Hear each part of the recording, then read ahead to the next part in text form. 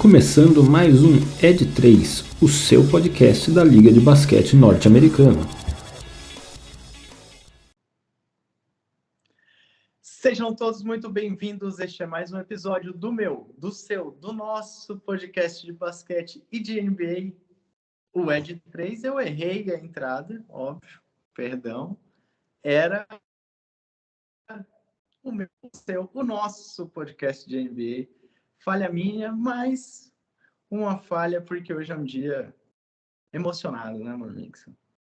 E não é por conta da NBA que a gente está emocionado. Vai, Corinthians! Para quem não está vendo, estamos eu e Mano Mixel hoje aqui de manto preto e branco corintiano, porque o Timão tá na final e o Gabriel tá com aquela cara de quem não tá entendendo muito. Não tô entendendo porcaria nenhuma. Mas eu fiquei sabendo que o Corinthians ganhou pelos gritos no prédio ao longo do jogo de ontem. Gabriel, acho que você precisa considerar ter algum partido em algum esporte coletivo da Eu tua. acho que precisa tanto de um time de basquete quanto um de futebol. Também acho. Ele ficou tão envergonhado que desapareceu, desligou a câmera e botou no mudo. Muito bem. Meus amigos, como estamos? Todos bem? Ansiosos? Praticamente aí 33 dias para o início da temporada regular. Estranhamente quieto, né? Oi? Estranhamente quieto. Estranhamente quieto. Tudo Mas tirando o Utah Jazz, praticamente ninguém movimentou essa free agent com coisas impactantes. Fora isso, só. A expectativa tá no Jazz fazer o acatado final ali, né? Que ainda tá meio parado. Será que vai ser mais próximo? Agora acho que eles não estão com pressa. Agora não tem. Tá foda o meu áudio. Hoje iremos falar dos movimentos que aconteceram nessas últimas semanas, em especial, como vocês já anteciparam seus spoilerzentos, os movimentos do Utah Jazz, na verdade, o movimento do Utah Jazz que mais impactou e pode ter transformado um dos times da Conferência Leste em um contender para esta próxima temporada. Falaremos do Cleveland Cavaliers com Donovan Mitchell, falaremos do New York Knicks renovando, né, trazendo a extensão de contrato do seu querido RJ Barrett e todas as proezas do New York Knicks, e aquele time que está treinando forte para ser o próximo New York Knicks da NBA, o Los Angeles Lakers. Esse vem com força para ser o próximo Nicão. Tem tudo para seguir os passos do Knicks e talvez até do Sacramento Kings, que já é outro patamar de presepada. Certo? Mais que certo. Acho que tá tudo muito bem planejado em Los Angeles, mais especificamente no Lakers, porque o Clippers, na minha opinião, vai muito bem, obrigado. Mas no Lakers tá tudo muito bem planejado para dar errado. Mais uma vez. Como diria um amigo nosso, né, Maurício? Tem tudo para dar errado. E se geralmente quando tem tudo para dar errado, dá errado. Muito bem. Começaremos falando daquela que provavelmente foi a troca mais impactante dessas últimas semanas. O Utah Jazz enviou Donovan Mitchell ao Cleveland Cavaliers. E agora me ajudem, porque a memória já falhou aqui. Mas o Cavs enviou nosso querido Lauri Markkanen, Colin Sexton, Ochai Agbaji, três escolhas de primeira rodada e 2 pick swaps. Perfeito. Muito bem, Gabriel. Você, como sempre, salvando os dados aqui deste podcast. Sempre atualizado no nosso Twitter, hein? Sigam a gente. Perfeito. Parabéns. Vou começar com a polêmica, então. Mano Mixel, o Cavs se torna um contender para essa temporada, com essa troca, com a aquisição dessa grande estrela? O que você achou? Foi bom para o Cavs? Não foi bom? Foi bom para o Jazz? Vídeo a performance de Lauri Markkanen na Eurobasket pela seleção da Finlândia. Vamos esperar um Markkanen no Prime nessa temporada? Eu acho que a troca é mais equilibrada do que foi a do Gobert, por exemplo, porque o Mitchell é um jogador mais impactante, era o franchise player do Utah Jazz, acho que tem um potencial muito grande no Cavs também, de ser o cara do Cavs. Então acho a troca mais equilibrada. Acho ela ainda talvez um pouco melhor para o Utah Jazz, principalmente dado que o Utah Jazz quer. Vamos analisar aqui do ponto de vista do Jazz primeiro. O Jazz sai dessa troca com um jogador que eu acho que tem potencial de fazer parte de um time forte mais à frente, que na minha opinião é o Collin Sexton, que certamente, na minha opinião, tem esse potencial. Não acho que ele é um franchise player, nada disso, mas acho que tem um potencial alto.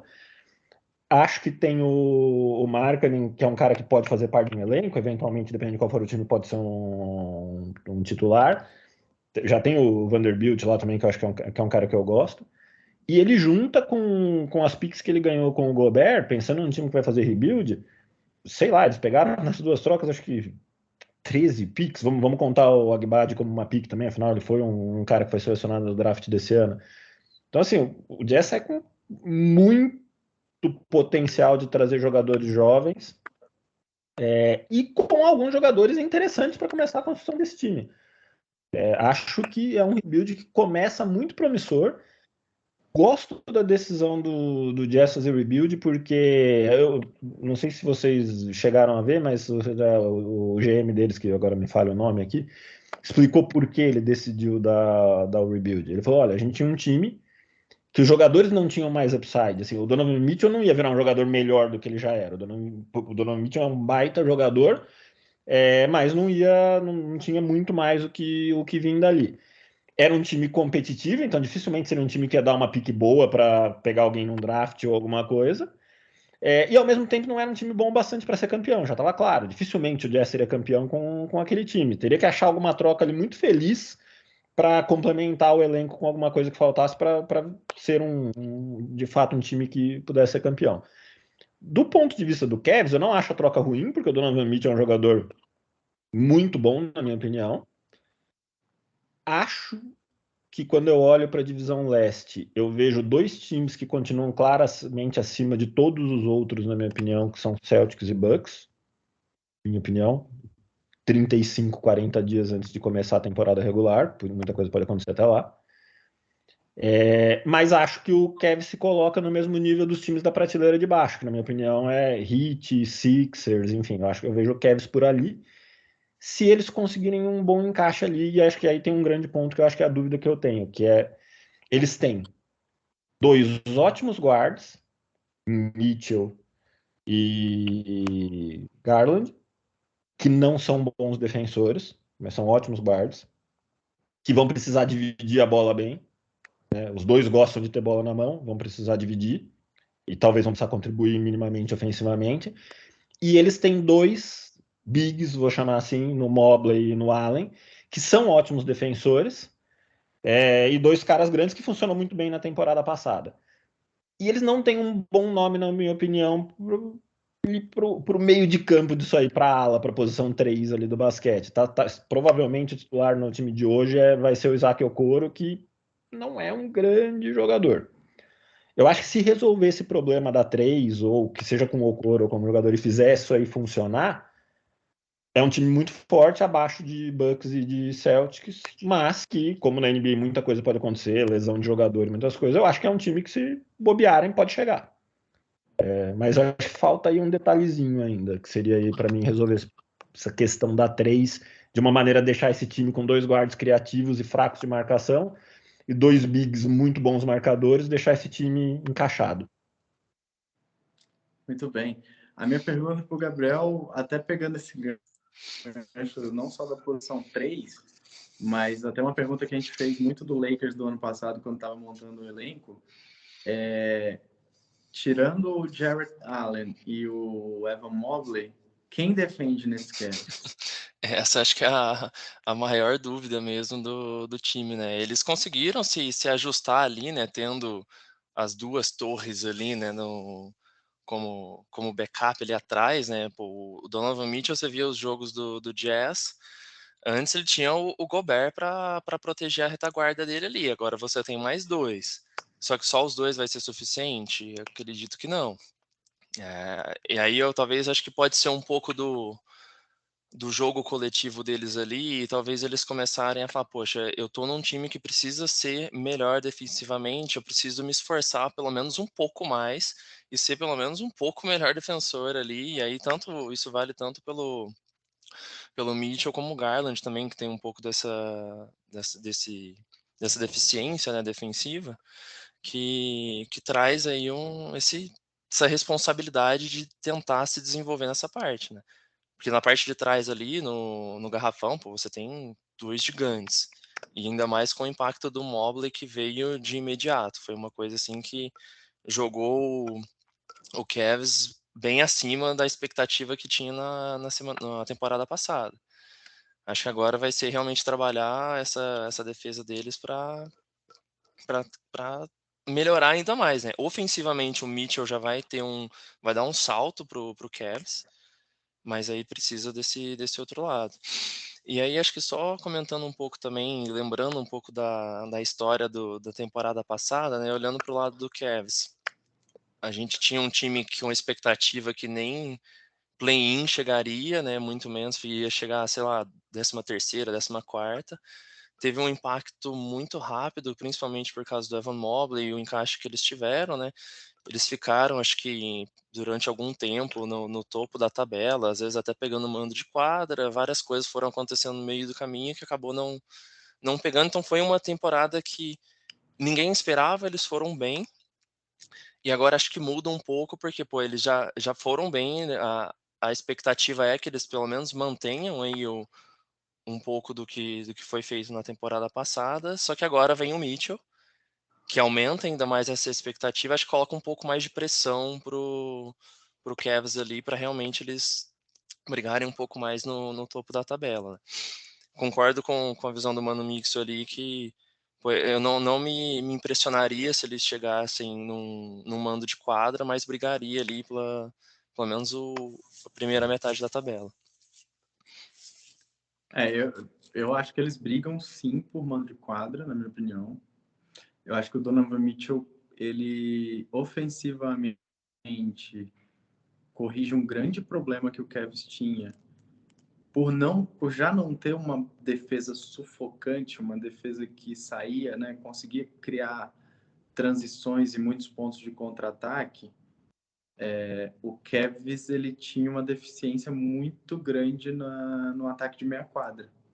Então era um time muito lento no ataque, né? Muito devagar, muito morno ali, que dependia muito, né, de uma rotação boa, ou até mesmo de um pick and roll bem jogado do Garland com uma das torres gêmeas, ou do espaçamento do Markkanen, alguma coisa que realmente movimentasse, mas não tinha muito um elemento surpresa. O Garland, por melhor que ele seja, ele não é um jogador explosivo de infiltrar e atrair a marcação para dentro do garrafão com ele. Então acho que o Donovan Mitchell ele traz uma coisa que o Cavs não tinha, que é essa explosão ofensiva que consegue atrair jogadores e pode abrir espaço para o Garland, pode abrir espaço para o Mobley, pode abrir espaço até para o Jarrett Allen. Eu acho que ele fazia muito bem uma dupla com o Gobert, inclusive no ataque, que eu acho que ele pode continuar fazendo com o Allen, que para mim é tão bom poste, né, digamos assim, quanto o Rudy Gobert era para ele no Jazz. Porém, defensivamente, eu acho que eles perdem muito nessa troca, porque eu não vejo uma defesa de perímetro no Cavs. E essa é a minha maior preocupação. E aí, o que eu acho se eu fosse se eu fosse o head coach do Cavs? Eu adotaria uma estratégia meio Bucks, né? O Bucks é o time que mais permite bolas de 3 da NBA. Então, eu permito bolas de 3, eu não tenho uma defesa de perímetro tão forte, Eu tenho uma defesa de garrafão muito forte, porém, a hora que eu pego a bola, ainda mais com um jogador como o Donovan Mitchell, assim como o Bucks faz muitas vezes com o Antetokounmpo, eu saio muito rápido em transição e eu não dou tempo para outro time respirar e para conseguir defender. Então, eu acho que vai passar muito pelo que o Mano Mixon falou, de quem vai ser encaixado na posição 3, né? Além do Okoro, você tem no banco o Kevin Love, que também não é um grande defensor, mas é um cara que pode, no ataque, diferente do Okoro, abrir a quadra, espaçar a quadra, atrair a marcação para a bola de 3, coisa que o Okoro não consegue. Ele tem um aproveitamento ainda muito baixo das bolas de 3 pontos, que o Kevin Love pode trazer. Então, acredito eu, pela filosofia que foi criada no Cavs no ano passado, que esse time tende a melhorar com o Donovan Mitchell. Mas eu concordo que vai depender muito do encaixe defensivo, porque ofensivamente eu acho que esse time só tende a evoluir. E como o Gabriel você falou, como o Donovan Mitchell vai se comportar nesse time para não ser aquele cara que ele era no Jazz, em que ele, né, muitas e muitas e muitas vezes o Rudy Gobert publicamente falou, né, que eles tinham um grande problema defensivo, que era o Donovan Mitchell, né, que era ter o Donovan Mitchell em quadra com eles. E acho que do lado do Jazz eu concordo demais com o Mano Mix. Eu acho que para um time que requer reconstruir foi ótimo. Fica expectativa agora, né? Que é o que eu ia perguntar para vocês. O que vocês fariam com Mike Conley, Bogdanovic e... Caramba, me fugiu o nome. Jordan Clarkson. E o Jordan Clarkson, exatamente. O Jordan Clarkson ele tinha a expectativa de voltar pro Lakers, né? A galera tava querendo sondar ele, mas aí tem notícias quentes aqui de última hora também, né? Que acabou de ter uma movimentação pro Lakers também, e aí tem que ver um pouco melhor como que faria, né? Possíveis encaixes. Acho que o Mike Conley é um ponto que a gente tinha comentado já nos episódios, né? A dificuldade é que ele é um cara mais veterano, né? E tem um salário bem alto, né? Acho que isso que talvez não encaixaria em algum outro time, se ele quisesse fazer uma troca, não seria tão simples. Eu acho que o Jazz, pelos reportes que a gente ouve aí na imprensa, sem muita pressa, deve buscar trocar todos eles por picks futuras também. Esse ou por algum jogador jovem aí que seja um prospecto viável. Acho que alguns vão ser mais fáceis, talvez o mais fácil vá ser exatamente o Jordan Clarkson, pelo que a gente tem ouvido, já tem times procurando. Acho que os 3 jogadores, claro, tem uma análise aí de encaixe de cap aí em qualquer time e tudo mais, mas enfim, os 3 jogadores são jogadores que times que pretendem ser competitivos vão ter algum nível de interesse neles, porque são jogadores que podem entregar bom basquete, e provavelmente estariam dispostos, pela maioria deles, pelo Clarkson, certamente, a dar uma first pick ou algo do gênero. Vamos aguardar, mas eu acho que o caminho é esse. Vejo pouca probabilidade desses caras ficarem por muito tempo. Não tem sentido nem para o time nem para eles. E também vai abrir espaço para jovens jogarem, enfim. Acho que esse deve ser o caminho. Eu gostaria demais do Jordan Clarkson no meu time, cara. Acho ele um ótimo reserva, um ótimo sexto, um cara que incendeia o jogo, às vezes meio desgovernado, como o Colin Sexton é também, ou Kevin Porter Jr. lá do Houston da massa do Mano Mixon, mas, cara, eu gosto muito do basquete e da forma como ele entra nos jogos. Ele consegue trazer uma energia que eu considero muito boa. Eu acho, sinceramente, que o Mike Conley não vai ser trocado, cara. Acho muito difícil o Jazz conseguir uma troca num jogador veterano com um contrato tão caro e que vem de temporadas ruins. Não vejo ele com uma facilidade tão grande para encaixe salarial em outros times. E acho que o Jazz pode deixá-lo como aquele cara veterano que vai participar da reconstrução e meio que vai orientar os A mais experiência jovens, ali, né? os mais novos que estão entrando. É o que a gente comentou no começo também, né? Agora, provavelmente essa é a expectativa, né? De mais algumas trocas do Jazz, mas agora eles estão tranquilos, entre aspas, né? Agora estão com calma, ainda tem um mês aí basicamente para começar a temporada, dá para dar aquela avaliada mais tranquilamente, né? Mano Mix, apenas lhe complementando, o GM do Utah Jazz é o Justin Zanuck. Muito obrigado. Este homem tem um plano, com certeza, de Um bom reconstrução. plano, provavelmente. Muito bem. Então, para vocês, Cavs briga lá em cima. Pode ser ou não um mandinho de quadro, mas vai brigar ali. Não pro play-in, eu acho. O play-in é pouco para esse time do Cavs. Não sei se vocês concordam. E o nosso... Fala aí, Manix. Que a gente deveria até ter um time que, quando eu citei para mim os melhores da leste, eu simplesmente não mencionei, mas teoricamente no papel ele deveria estar entre os melhores da leste, que é obviamente o nosso Brooklyn Nets. Agora esse time também é um time que já é exemplo do Lakers, tem feito tanta papagaiada ultimamente. O caso do Lakers é bem pior, obviamente. Mas enfim, tem feito tanta coisa, tem tido tanta dificuldade, assim, mais do que fazer coisas sem sentido, tem tido tanta dificuldade com alguns jogadores que eles decidiram trazer para dentro do grupo, que eu prefiro não opinar nesse momento sobre o que eu acho que vai acontecer com o Brooklyn Nets nessa temporada. Vamos deixar isso para os nossos palpitões, para os nossos episódios de palpites palpites / previews / análises prévias / bola de cristal do Eu vi um meme no Twitter falando sobre o Brooklyn Nets que eles deveriam ser patrocinados pela Dunder Mifflin, porque eles são bons só no papel. Para quem não pegou a referência, Dunder Mifflin é a empresa que vende papéis da série The Office. Então, bom, cultura, né? O Carlos Alberto aí. O programa está cada vez mais cultural aqui. É lógico. E do outro lado, o Jazz, pelo que vocês falaram aqui, pelo que a gente comentou também, vai estar ali para baixo da linha do play-in, muito provavelmente.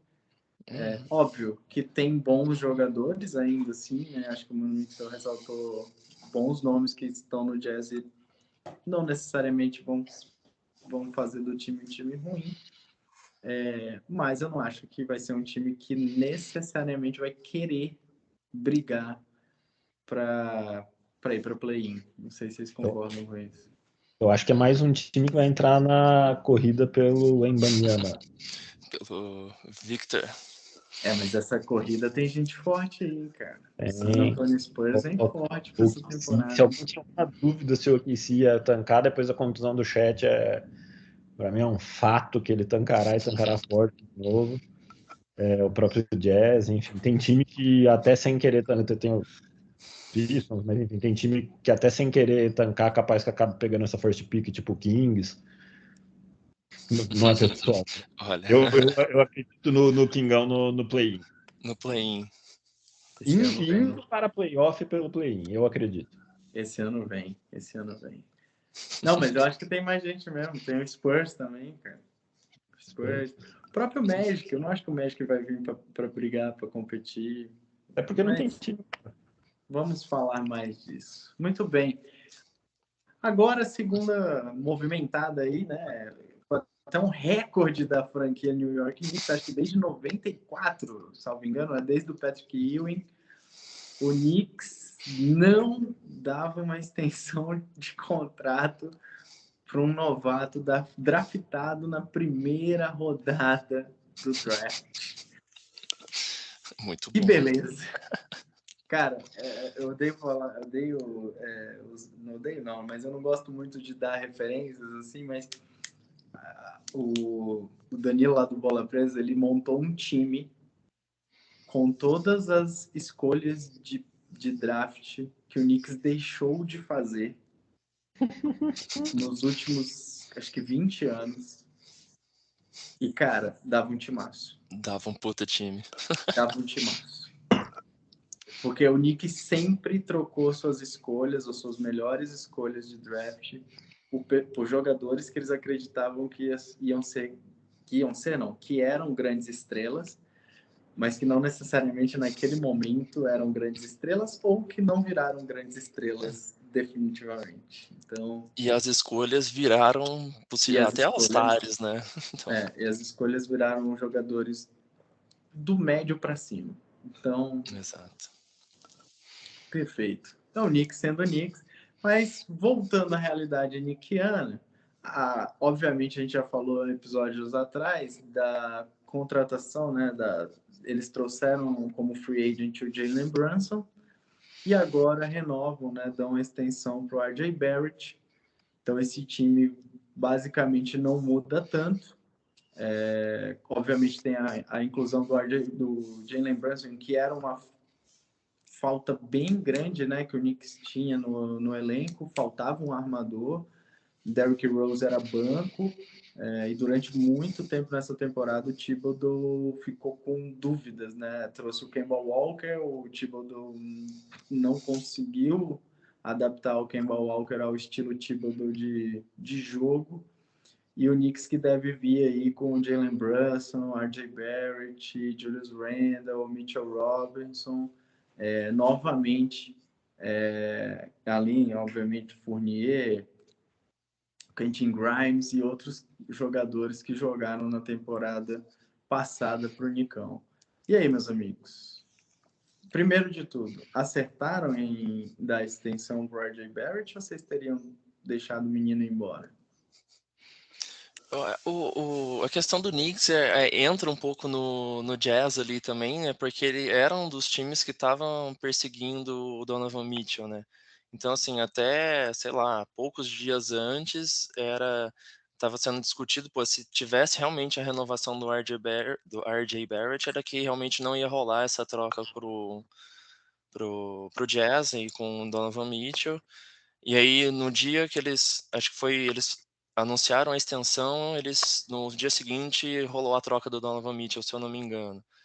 E aí acho que um pouco talvez o motivo que não rolou essa troca, talvez o Knicks não tinha ou não estava disposto a dar tantas first picks pro Jazz, igual o Cleveland abriu mão, né? Então acho que foi um pouco, o time não muda muito, né, Rafa, igual você comentou. E o RJ Barrett é um dos caras que acho que parece que o Thibodeau gosta, né?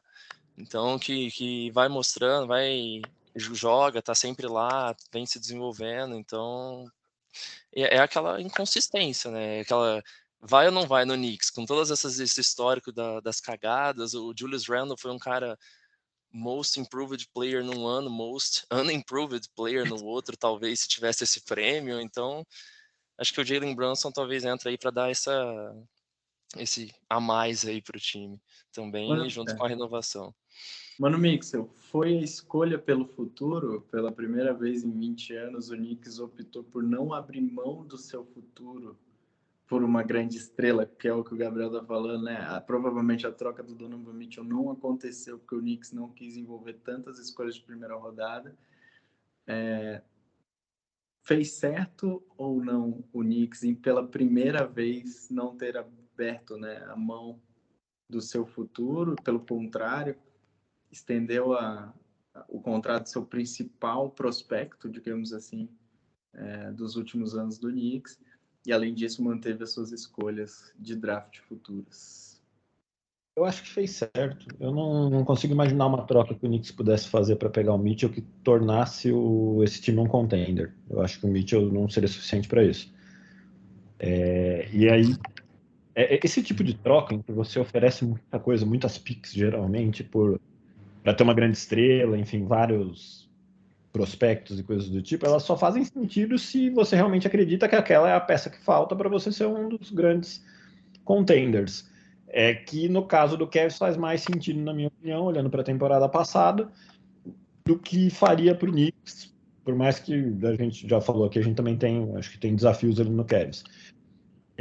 Então acho que o Knicks, difícil a gente saber o que aconteceu exatamente porque a troca não saiu, mas eu acho que foi melhor para o Knicks que a troca não saísse. Eu acho que faz certo em renovar o Barrett. Acho que talvez a gente pudesse discutir valores, né? Porque acho que foram 4 anos, 120 milhões, é isso? Mais ou menos isso. Não sei aqui também se quem na NBA de um nível muito diferente ganha menos que ele. Eu particularmente acho que o Barrett é um bom jogador. Acho que às vezes ele sofre um pouco do mesmo mal do seu amiguinho Andrew Wiggins, que o pessoal critica um pouco, fala que é uma escolha alta de draft que não. Ambos são canadenses, hein? Ambos são, por isso que eu falei seu amiguinho, porque ambos são canadenses. Era meu amiguinho. Por que meu amiguinho? Eu tinha entendido que tava falando amiguinho do Rafa ali. Eu também. Faria mais sentido se fosse a comparação com o Jordan Poole, que o Rafa adora. O Rafa adora do Jordan Poole, né? Eu acho que, inclusive, Jordan Poole que esteve nesse draft do Barrett. Vou até que agora fiquei curioso, que eu não me lembro em que posição o Jordan Poole foi draftado. Não faz isso. Depois eu digo, depois eu conto. Não me irrita. Mas eu abri a lista do draft exatamente para olhar, né? Ele foi draftado em terceiro atrás do Zion e do Jamoran. Indiscutivelmente, ele não merecia nenhuma dessas duas primeiras posições. O quarto foi o DeAndre Hunter, acho que, né, o Barrett é melhor que o DeAndre Hunter. O quinto foi o Darius Garland, que talvez seja um pequeno steal aqui. Eu acho que é melhor do que o Barrett, na minha opinião. Enfim, podemos discutir isso, mas na minha opinião é melhor que o Barrett. Agora, eu acho que é um bom nome. Eu acho que no caso do Knicks ele super cabe no time. E acho que precisa ver o que eles vão montar em volta do Barrett. Enfim, o Knicks não é um time que me parece ter um bom plano, né? A gente volta para a história dos planos, né? Eu não acho que o plano do Knicks é bom. Pelo menos não tem sido nos últimos anos. Mas especificamente falando deste movimento, eu não acho que ele é um movimento ruim. Eu acho que é um movimento bastante ok. Eu acho que o Knicks desse ano é um pouco melhor do que o Knicks do ano passado. Apesar de eu ter minhas dúvidas sobre Jalen Brunson também, mas enfim. Não sei também. Vamos ver o que Jalen Brunson é capaz de fazer, mas eu não poderia, óbvio, você falou quantos jogadores e tudo mais, eu prefiro dar esse dinheiro no RJ Barrett do que no DeAndre Ayton. Pronto, falei. Mas isso envolve a sua preferência pessoal, porque você tem uma marcaçãozinha, né? Inclusive, você me lembrou disso, eu já tinha esquecido, vou olhar aqui o Jordan Poole. Jordan Poole foi draftado na posição 28. Me arrisco a dizer que é um steal, porque 28, a pique 28 para trazer Jordan Poole, eu acho excelente. Não é steal, não. Primeira rodada ainda, não enche essa bola toda, não. Tá bom. O Jordan Poole em outro... Não vamos entrar nessa discussão, mas o Jordan Poole em outro esquema, ele não joga nada. Ele só joga nesse esquema do Warriors aí. Kevin Porter Jr. foi draftado na 30. Kevin Porter Jr. ou Jordan Poole? Prefiro Kevin Porter Jr. E você, Gabs? Cara, eu acho que eu vou no Poole. Eu gosto do Poole, mas acho que vou no Porter e prometo que não é meu coração houstoniano. Meu coração houstoniano. O do Porter é que ele é maluco, mas o basquete dele eu acho que é melhor que o do Poole. Clubismo, Muito bem, também acho, eu concordo com vocês. O Knicks pela primeira vez acerta em muitos anos. Acho que o RJ Barrett vem numa curva de evolução. Ele não é realmente nem o Jamoran, nem o Zion Williamson, mas é um ótimo jogador. Gosto muito dele. Eu acho que o Thibodeau tem que dar mais protagonismo para ele no time, fazer mais jogadas em volta dele. Eu odeio quando o Knicks vai para um ataque de meia quadra e o Thibodeau dá a mão dá a bola, só na mão do Julius Randle. E não consegue fazer esse cara entrar na rotação de ataque e não consegue dar mais tempo de bola na mão dele. Eu acho que ele precisa disso. Às vezes que o Knicks deu mais tempo de bola, né, deu mais tempo para ele com a bola, eu acho que ele, cara, mostrou muitas qualidades mesmo. E gostei muito da temporada passada, que ele melhorou principalmente o jogo dele com... Você falou do Andrew Wiggins, ele trouxe mais agressividade para o jogo. Acho que ele infiltrou mais, ele buscou mais contato, ele foi mais para cima, ele criou espaço para infiltrar dentro do garrafão. Então, eu acho que fez bem. Não acho que o Knicks vai brigar por nada esse ano, assim, vai brigar ali, na minha opinião, pelo play-in, por todas as deficiências que esse time tem, especialmente um elenco pouquíssimo profundo e com uma dificuldade enorme ainda, na minha visão, de atacar. Espero que o Jalen Brunson resolva uma parte desse problema de ataque do Knicks. E assim, demora tempo, vai levar tempo para desfazer todos os erros que eles foram cometendo ao longo dos últimos anos. Eu acho que o time desse ano passa longe de ser brilhante. O melhor jogador do time, que acho que talvez ainda seja, podemos discutir aqui, mas vou fazer a afirmação aqui sem pensar muito, que seria o Julius Randle. Quando você compara todos os outros grandes times da NBA, aliás, todos os grandes times da NBA, não são os outros, porque eu não acho que o Knicks nesse momento é um dos grandes times da NBA, eles têm, via de regra, 2 ou até 3 jogadores melhores que o Julius Randle, na minha opinião. Então, tem chão aí para isso aí.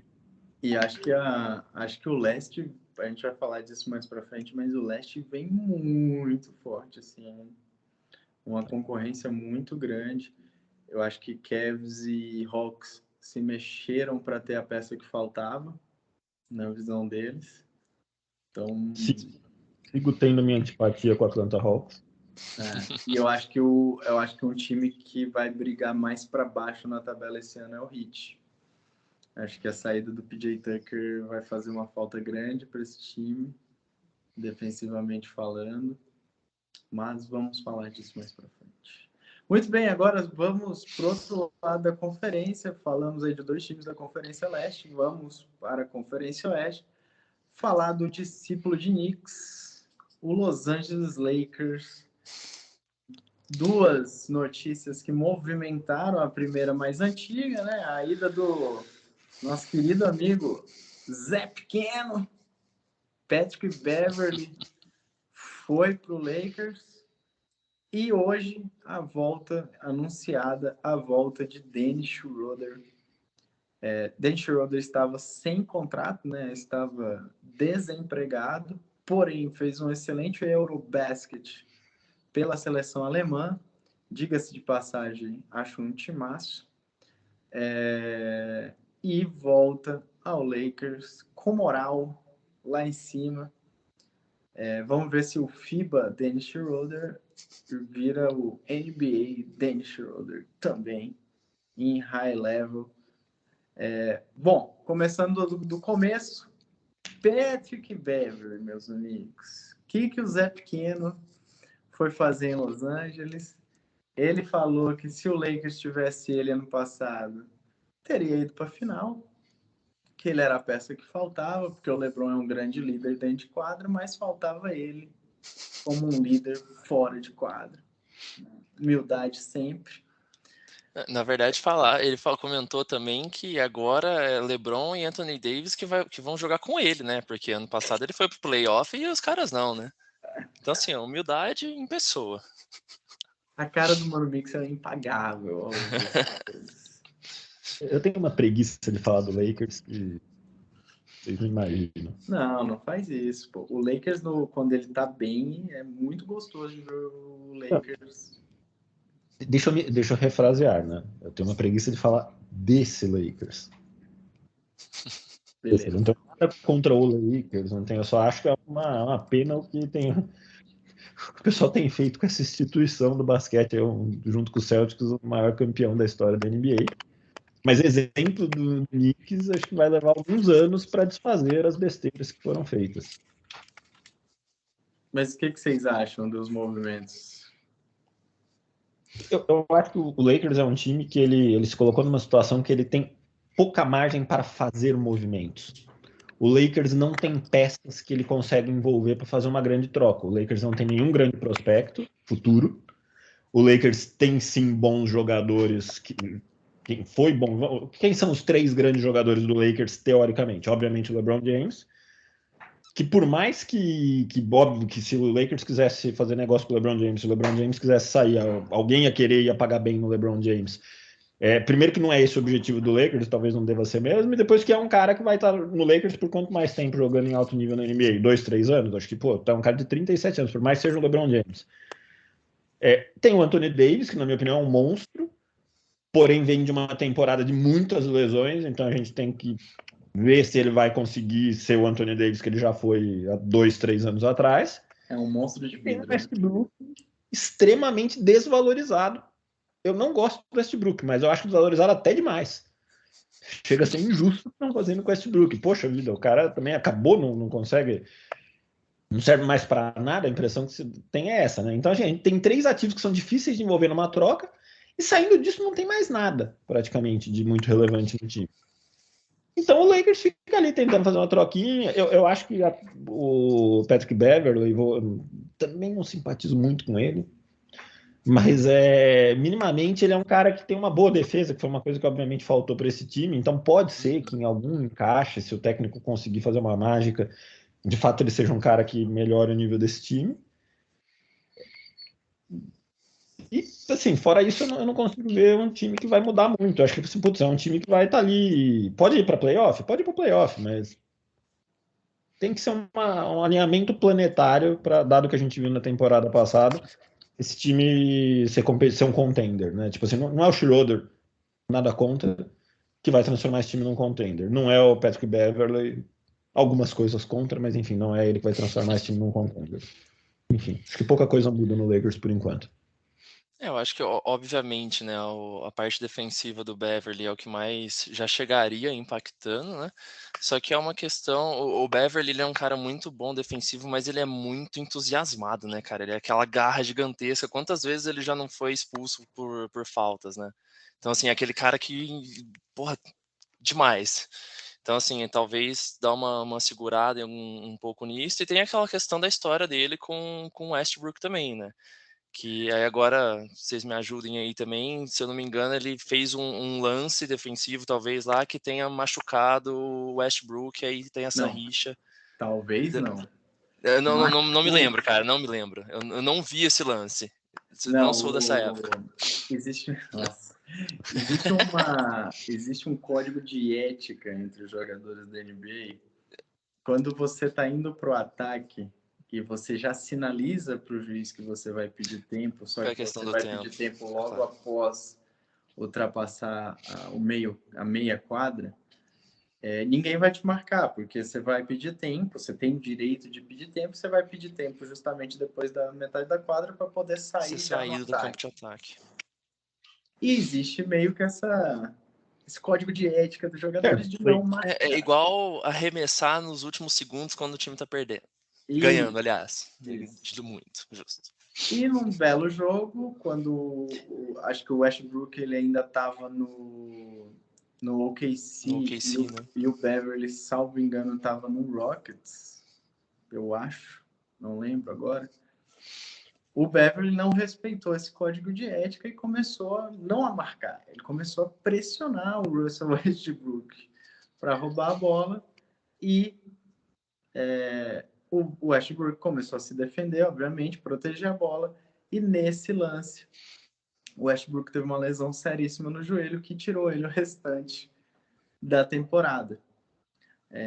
E desde ali o Westbrook tem uma rixa meio que pessoal com o Patrick Beverley. Então existe obviamente um grande rumor em Los Angeles, e essa semana, acho que vocês viram também, saiu a notícia de que o Westbrook colocou a casa dele em Los Angeles à venda, o que reforçaria essa teoria de que ele não continuaria no Lakers. Mas a pergunta que mais... Eu concordo com vocês que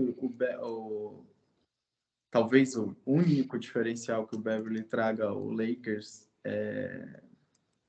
A parte é a defensiva. defesa, né? E principalmente eu acho que a defesa de perímetro, né? Com um cara que realmente sabe sufocar, de certa forma, o adversário. E um pouco, eu acho que nas bolas de três, ele tem um aproveitamento de Ele três consegue. que é razoável perto do restante da média da NBA. Mas o que dizer do Lakers, que, só para todo mundo entender, a troca envolveu o THT, né? O Tyler Horton Tucker foi para o Utah Jazz para a vinda do Patrick Beverley. O que dizer do Lakers, que não troca o THT, não... Ele prefere abrir mão do Caruso na temporada passada para não perder o THT.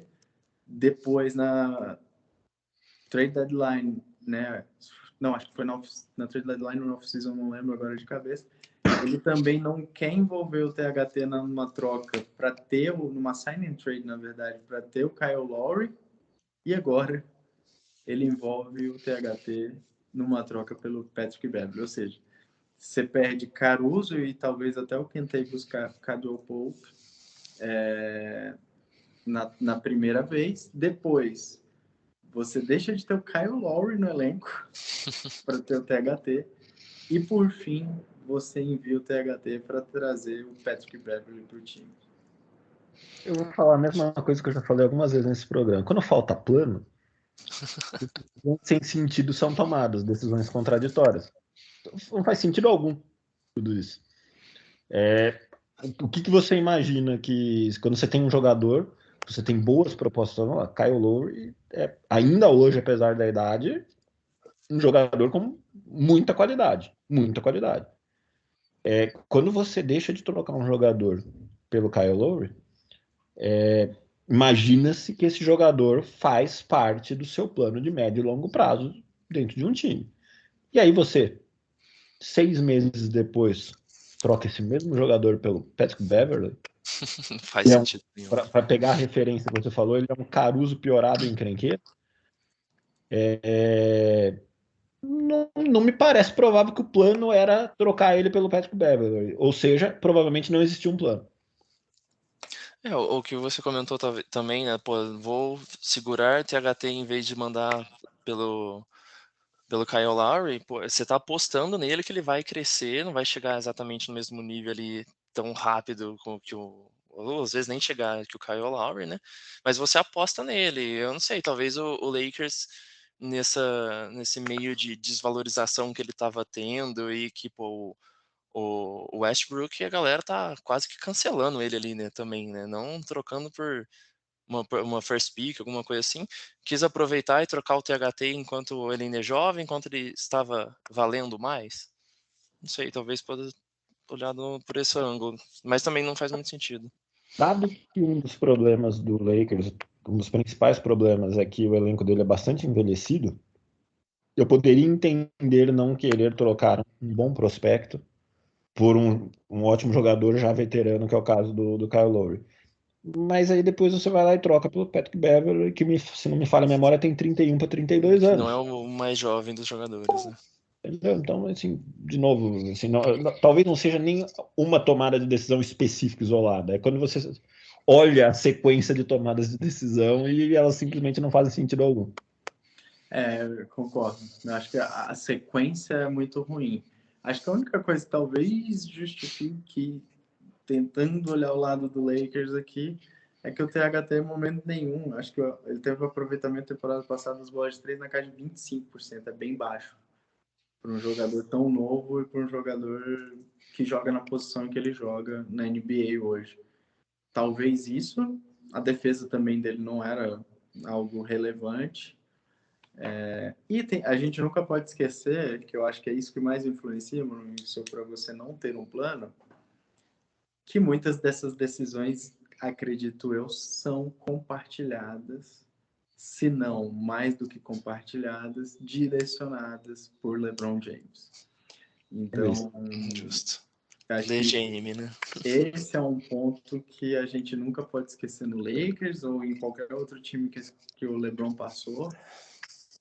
Ele foi muito responsável, eu acho, na minha visão, pela derrocada do Lakers na temporada passada. Acho que a montagem de elenco para o começo da temporada foi muito a cara dele e a gente viu que não dava certo. Dessa vez menos, mas eu tenho quase que certeza que não dá para te afirmar com total certeza, porque ninguém nunca vai afirmar isso, mas que essas decisões provavelmente foram tomadas muito em conjunto com ele. Só tem um ponto, eu torço bastante para o Schroeder ter uma temporada boa.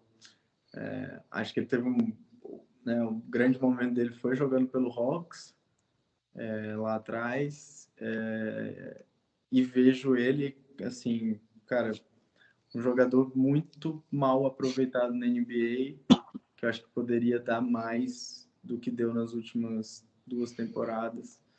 E espero que ele pelo menos consiga dar algum caldo nesse Lakers, coisa que ele não conseguiu já num passado bem recente. E eu acho ele um jogador bastante ok. Não acho que trazer ele, principalmente, é um cara que estava sem time, acho que putz, é uma boa decisão. E aí eu só queria falar de mais uma das coisas que, para mim, segundo a ideia de ter um plano, não faz muito sentido. Por que o Lakers não manteve o Monk? Que eu acho que fez uma boa temporada dentro do que foi a temporada do Lakers. É um cara jovem. Poxa vida, né? Será que não dava para ficar com ele? Nem lembro qual foi a troca que ele foi envolvido, mas enfim. Kingão. Malik Monk tá no Sacramento Mas quem Kings, né, meu querido? Não foi Mas troca, ele era free agent. era free agent, é verdade. Pior ainda. Ele veio na free agents. O Lakers não ia conseguir seduzir um jogador que foi atraído pelo Sacramento Kings, né? Aí é a maior sedução possível, né, Rafa? Tamanho do problema que o Los Angeles Lakers criou. O pessoal tá saindo de Los Angeles para jogar no Sacramento Kings. Isso é um sinal do apocalipse no Lakers. Nunca foi sorte, meus amigos. Você Tudo abandona um planejado. time que tem 17 títulos da NBA para jogar num time que há 17 anos não vai para playoff. Pode ser, esse ano, hein? Mas eu agora concordo com você. Eu também não teria perdido o Malik Monk, não. Acho que ele foi o único jogador junto do LeBron que se salvaram na temporada passada. Carregou o Lakers em diversos momentos na temporada passada e, cara, não fazia sentido perder ele. Mas perderam porque não quiseram pagar o preço do Monk na Free Agents. Muito bem, para finalizarmos esse episódio, tivemos essa semana a condenação do executivo, um dos donos, né, do Phoenix Suns, Robert Sarver. Ele passou por uma investigação bem longa e bem profunda da NBA. Muitas pessoas foram ouvidas, salvo engano meu, mais de 300 pessoas foram ouvidas nessa investigação. Uhum. E o Sarver foi punido com uma suspensão de 1 ano. É isso, né, Gabi? Foi 1 ano. 1 ano e 10 milhões de dólares, né? Acho que 10 milhões de dólares, É não é isso. isso? Foi. Ou seja, 1 ano de afastamento, mais 10 milhões. Ele foi acusado de, né, desde assédio moral e outras coisas. O documento que a NBA publicou essa semana no seu Twitter, né, nas suas redes sociais, no seu próprio site, fala sobre o uso de palavras, né, proibidas, digamos assim, de caráter extremamente preconceituosas, e tem, né, obviamente tem muitas mais especulações em cima desse caso. O Suns agora passa por um momento de certa instabilidade, turbulência com essa história, né, com talvez perda de patrocínios dentro da sua camisa, e até alguns pessoas, né, tendo opiniões muito fortes sobre a que postura que o Phoenix Suns teve. Hoje ou foi ontem, salvo engano, um dos sócios minoritários do Phoenix Suns pediu a saída definitiva do Sarver do comando, né, da equipe. Então, um time que há muito tempo vem, né, a gente exalta o Suns aqui por ser um time de quase como, não gosto de citá-lo, mas vou citá-lo, né? Quase como o Abel Ferreira fala muito, né, de coração quente, cabeça fria. Acho que é isso, né? O Suns, que mantém a sua calma, agora passa por um momento aí de turbulência.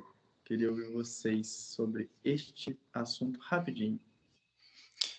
Eu acho que para ele ali individualmente saiu muito barato ainda, né? Dado toda essa questão que envolveu e muitas pessoas por muitos anos. E agora o time como um todo sofre exatamente o que você comentou, né? Ele saindo ali por 1 ano, mas pô, tanto de patrocínio, tanto pessoa que vai ter uma visão negativa se não estiver tomando uma correção, né, uma medida corretiva nesse sentido, cara, vai dar uma balanceada, né. Eu vi uma notícia hoje que, se eu não me engano, a PayPal, que faz o patrocínio dele, já considerou, se eu não me engano, cancelar ou não renovar se ele continuar no comando. Então, sim, dá uma bela abalada ali no time. Eu acho que esse tipo de postura é totalmente inadmissível. Eu acho que ficou barato para ele. É triste, porém, um retrato dos problemas que a gente ainda tem, que é um jogo que é amplamente alavancado por homens negros e talentosos. Se a gente olhar para todos os principais jogadores da NBA historicamente, o percentual de negros é esmagadoramente maior do que o percentual de jogadores brancos, nada contra os jogadores brancos. E ainda assim um homem branco e rico por tanto tempo se beneficie disso e fique e detenha poder dentro desse ambiente. Mas é isso. Eu acho que temos muito que evoluir e acho que podemos esperar aí no desfecho dessa situação que a punição ainda seja maior do que foi. Eu acho que ficou barato realmente. E acho que nosso amigo Rafael Medeiros tem problemas técnicos e não conseguirá fazer o tradicional encerramento aqui do nosso podcast. Então, Gabriel Spanger, o seu destaque final. Nossos destaques finais aqui, eu e você, Volumixo. Cara, é só destaque final, na verdade, 2. Ansiedade para começar logo essa temporada, que acho que está todo mundo com uma expectativa muito grande. E destacar que o senhor Anthony Davis ficou impressionado com a realidade do NBA 2K23. Eu não sei se você viu que ele jogou com ele mesmo e ele deu uma enterrada, tomou um toco, alguma coisa assim, caiu e se machucou, tipo, no primeiro Ele deu lance. E ele deu se machucou. ele deu uma puta risada lá, ficou, meu Deus. E Muito bom. aproveitando a deixa, o meu destaque final vai ser que Ben Simmons tem mais minutos jogados em Call of Duty do que em quadras de basquete na NBA, o que explica muita coisa. Explica, E é tá? isso As aí. prioridades são diferentes, né? Assim caminha a humanidade e o Brooklyn Nets. Muito bom. A galera Valeu, passa galera. mais tempo com o controle na mão do que o controle da bola de basquete. Exatamente. Muito bom. Valeu, galera. Beleza, pessoal. Então esse foi mais um episódio do seu, do meu, do nosso podcast de basquete. Fiquem bem e até a próxima. Valeu.